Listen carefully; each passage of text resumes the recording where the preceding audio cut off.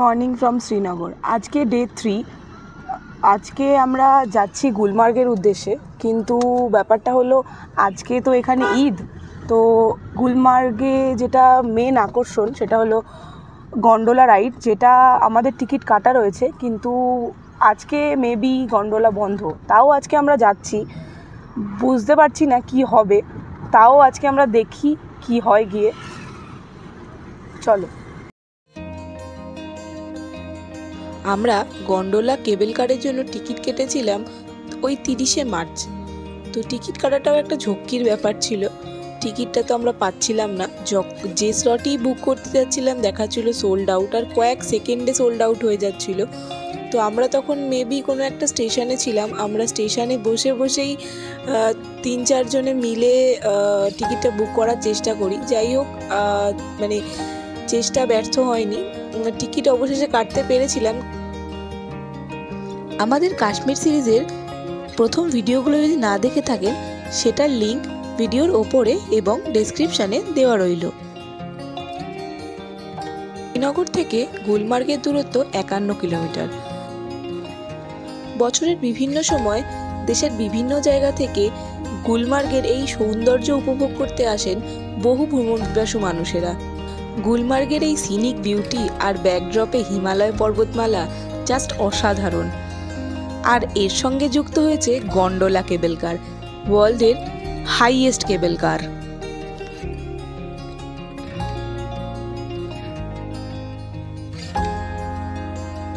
তানমার্গ পৌঁছানোর পর আশপাশে অনেক দোকান পাবেন, যেখানে আপনারা ভাড়া করতে পারবেন বরফে যাওয়ার জন্য ওয়াটারপ্রুফ জুতো এবং জ্যাকেট, যেগুলো পরে আপনারা অনায়াসে ফেজ 1 এবং ফেজ 2-তে যেতে পারেন। যদি প্রয়োজন পড়ে তবেই ভাড়া করবেন। এখান থেকে আপনারা গাড়ি পেয়ে যাবেন গুলমার্গের সাইট সিন করার জন্য।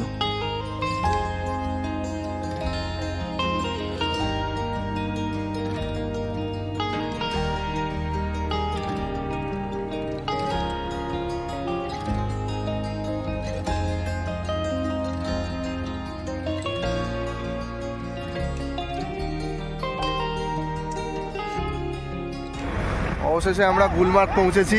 গুলমার্গে এখন পার্কিং এরিয়াতে আছি, গাড়িটা পার্ক করলো। এখানে লোকাল যারা আছে পার্কিং এরিয়াতে তারা বলছে নাকি গন্ডোলা বন্ধ আছে, গন্ডোলা আজকে চলছে না। তাও একবার গিয়ে দেখবো। আমাদের পার্কিং লটে ছেড়ে দিয়েছিল, ওখান থেকে আরও 1 কিলোমিটার মতো হেঁটে এখন গন্ডোলা কেবল যেখানে আর কি স্টার্ট হয় কেবল রাইডটা, ওইখান অবধি হাঁটছি, গন্ডোলা স্টেশন অবধি। দেখতে পাচ্ছ ঠিক কতটা সুন্দর লাগছে।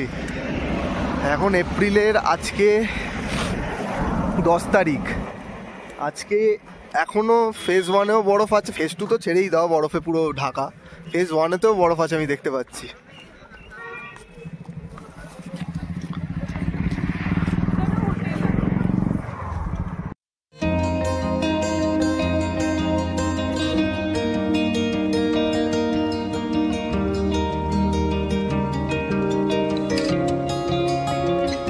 এখানকার ট্যাক্সিওয়ালারা সব মানে তোমরা গাড়ি থেকে নামলেই বলবে যে অমুক জায়গায় নিয়ে যাবো, তমুক জায়গায় নিয়ে যাবো, 6টা পয়েন্ট দেখাবো, 10টা পয়েন্ট দেখাবো।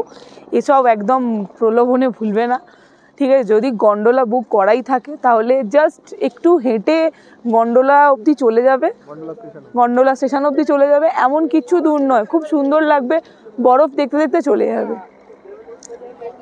তো আমরা এখন এই রাস্তাতেই আছি, ওই দেখা যাচ্ছে ওখানটায় কেবল কার স্টেশন। কিন্তু এই কেবল কার স্টেশন তো ঠিকই আছে, কিন্তু আজকে কতটা কি করতে পারবো একদমই বুঝতে পারছি না।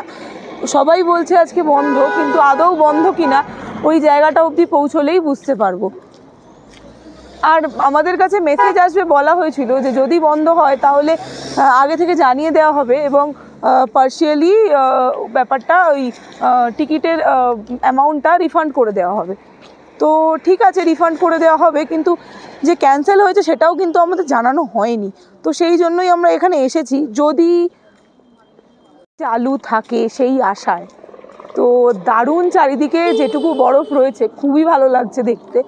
মানে এটা আমার লাইফ টাইমে ফার্স্ট টাইম এক্সপিরিয়েন্স, আমি কখনো এরকম বরফ দেখিনি। যাই হোক, দেখি কতটা কি হয়। আমরা যেখানে আপাতত দাঁড়িয়ে আছি এটা হলো গলফ কোর্ট। তো দেখো গলফ কোর্টের এখন কি অবস্থা, বরফগুলো একটু গলে গেছে, গলে গিয়ে এখন পুরো কাদা কাদা হয়ে আছে। চলো একটু দেখো, দেখো পুরো কাদা কাদা হয়ে আছে পুরো গলফ কোর্টটা, একদমই কাদা। এখানে গলফ তো খেলা যাবেই না, কোনোভাবেই পসিবল না, প্রচুর কাদা আর বরফগুলো গলে গেছে। যাই হোক মানে যেমনই হোক না কেন, নাজারাটা খুবই সুন্দর, বরফের পাহাড় আর চারিদিকে বরফ, দারুণ দারুণ। আজকে আমার শরীরটা একদম ভালো নেই, কালকে রাত্রিরে খাবার খেয়ে পেট ছেড়ে গেছে প্রচুর, সকালবেলা দুবার পটি হয়েছে, পেটে প্রচুর লাগছে, সেই জন্য আজকে আমি বেশি ক্যামেরার এপারে আসছি না। এই গন্ডোলা এলাম কোনো রকমভাবে, ওষুধও নিয়েছি রাস্তার মধ্যে, একটা মেডিকেল শপ খোলা ছিল, ওখান থেকে ওষুধ নিয়েছি। এখন যাচ্ছি গন্ডোলা স্টেশনের কাছে। তোমরা এরপরে যখনই আসবে, এবছর তো হয়ে গেল ঈদ, পরের বছর আবার ঈদ আসবে, তো ঈদের সময় যদি আসো, ঈদের ডেটটা অবশ্যই ভালো করে জাস্টিফাই করে নেবে, যে যেদিন তোমরা গন্ডোলা ভিজিট করবে বা গুলমার্গ ভিজিট করবে সেই দিনকে যেন ঈদ না থাকে। হয়তো বন্ধ থাকতে পারে, খোলা থাকবে না, আমাদেরই মতো আনফর্চুনেট হয়ে যাবে জিনিসটা। যদিও আমাদের এই এত রাস্তার মধ্যে এত বরফ পড়ে আছে দুধারে, আমাদের গন্ডোলা রাইড যেহেতু করতে পারছি না, রাইডটা নিতে পারছি না, সেহেতু আফসোস লাগছে বটে। তবে এই যে চারদিকে নৈসর্গিক যে সৌন্দর্য, এই সৌন্দর্যতে এমনি অনেকটা এই ব্যথাটার ওপর একটা রিলিফ দিচ্ছে। এখানে দেখতে পাচ্ছি 2 BHK হাট মেবি রেন্টে পাওয়া যাচ্ছে, তো তোমরা এখানে এসে এই হাটগুলোতে থাকতেও পারো। হাটগুলোর সামনে যা বরফ জমে আছে আর কোনো কিছু, মানে দারুণ দারুণ। বেশ কিছুটা হেঁটে আমরা কেবল কার স্টেশনের সামনে চলে এসেছি, এখনও অবধি পুরোটা পৌঁছায়নি, হাঁটছি এখনও আস্তে আস্তে। আজকে কেবল কার চলছে না, তো আমাদের আজকে গন্ডোলা গেল, আমাদের আর গন্ডোলা রাইড করা হলো না এবারের মতো। অবভিয়াসলি আমরা আবার হয়তো কখনো আসবো কাশ্মীর, সেই সময় ডেফিনেটলি ঈদের টাইমে আসবো না, আর চড়তে পারবো হয়তো, আর তখন ফেজ 2টাও কাটতে পারবো। আমরা এবার ফেজ 1টা জাস্ট কাটতে পেরেছিলাম, অ্যাজ টিকিট প্রচণ্ড রাশে আর কি টিকিট সোল্ড আউট হয়ে গেছিলো, তো যে কারণে আমরা কাটতে পারিনি। তো চেষ্টা করছি কতটা মজা করা যেতে পারে, তো চলো দেখো কতটা মজা আমরা করছি, আর তোমরাও সেটা দেখে মজা করো। আমার পেটে প্রচণ্ড যন্ত্রণা করছে, কিন্তু দেবস্মিতা ঠিক উঠে গেছে ওপরে, কতটা উঠে গেছিল বরফ পেয়ে, আবার নামছে আস্তে আস্তে।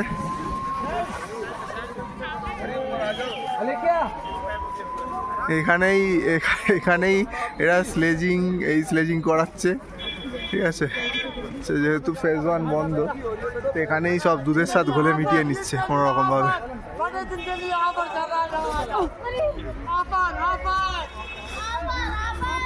বাবা মা এখানে দাঁড়িয়ে আছে, ওরা আর ওঠেনি, ওটা রিস্ক নেয়নি।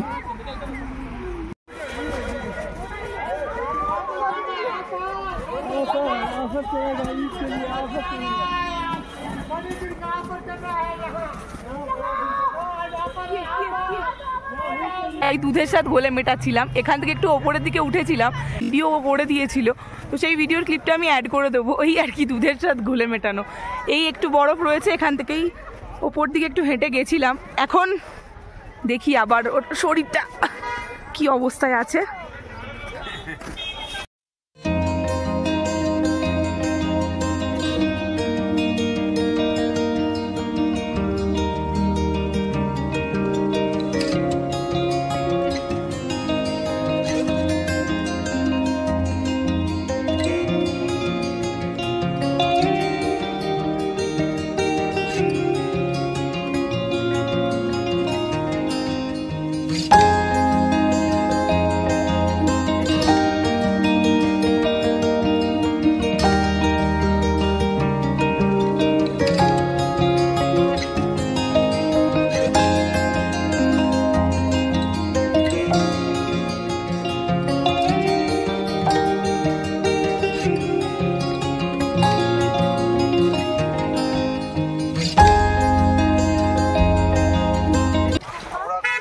গন্ডোলা স্টেশনের ওখানটা ঘুরে টুরে চলে এসেছি আবার পার্কিং লটের সামনে।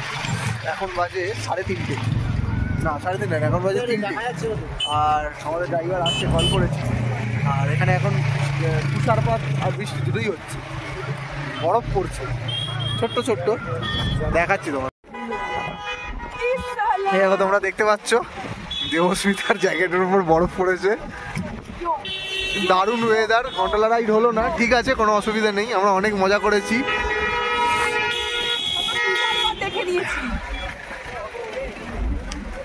For the second time. দেখো এখন বেরোনোর সময় ভিউটা কিরকম লাগছে, পাহাড়ের উপরে একটা বড় মেঘ চলে এসছে, ওই দিকটা বৃষ্টিও হচ্ছে, বৃষ্টি হচ্ছে বা তুষারপাত হচ্ছে। ওপরে তো তুষারপাতই হবে, ওপরে তুষারপাত হচ্ছে। এসে গেছে, চ আমাদের গাড়ি চলে এসছে, এবার আমরা বেরিয়ে যাবো এখান থেকে।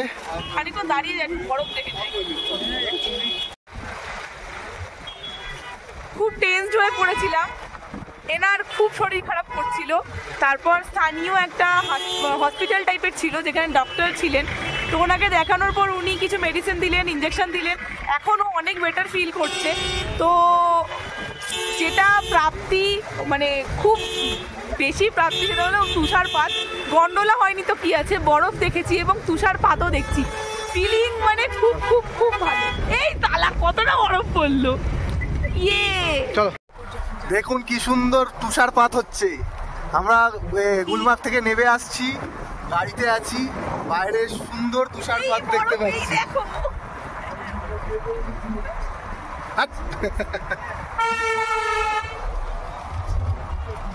পেঁপের যে বীজ হয়, সেই পেঁপের বীজের মতো আকারগুলো।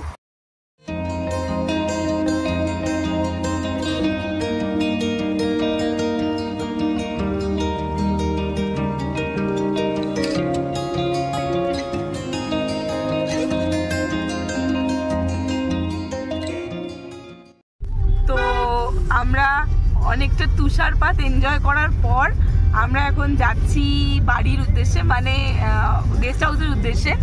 তো রাস্তায় আমাদের করতে হবে লাঞ্চ। তোমার প্রচুর খিদে পেয়ে গেছে, তো সেই জন্য এখন আমরা যাচ্ছি গেস্ট হাউসের দিকে। আগে খাবো, খেয়ে দে লাঞ্চ টাঞ্চ করে সবাই মিলে তারপর যাব গেস্ট হাউসের উদ্দেশ্যে। আজকে তেমন কিছু করার নেই, তার কারণ আজকে তো ঈদ এখানে, তো সব দোকানপাট প্রায় বন্ধই, তো আজকে শপিং টপিংও করা পসিবল হবে না। তো সেই জন্যই আজকে মোটামুটি আমাদের গেস্ট হাউসে কেটে দেবে বাকি সময়টা। তো চলো আমরা লাঞ্চটা করে নিই। আমরা গুলমার্গ থেকে টানমার্গ চলে এসেছি এখন। এখানে আজকে প্রচুর লোকজন বেরিয়েছে, লোকাল লোকজন, লোকাল ফেস্টিভ্যালের জন্য। আজকে ঈদ, সেই জন্য। সেদিন ঈদের জন্য সব কিছু বন্ধ থাকায় আমাদের আর লাঞ্চটা গুলমার্গে করা হয়নি। আমরা ফিরে লাঞ্চটা শ্রীনগরেই করেছিলাম। তো আজকের ভিডিওটা এই পর্যন্তই, দেখা হচ্ছে অন্য একটা ভিডিওতে। ভিডিওটা যদি ভালো লেগে থাকে তাহলে অবশ্যই একটা লাইক, একটা কমেন্ট আর একটা শেয়ার, আর অবশ্যই সাবস্ক্রাইব করে আমাদের পাশে থেকো। ধন্যবাদ।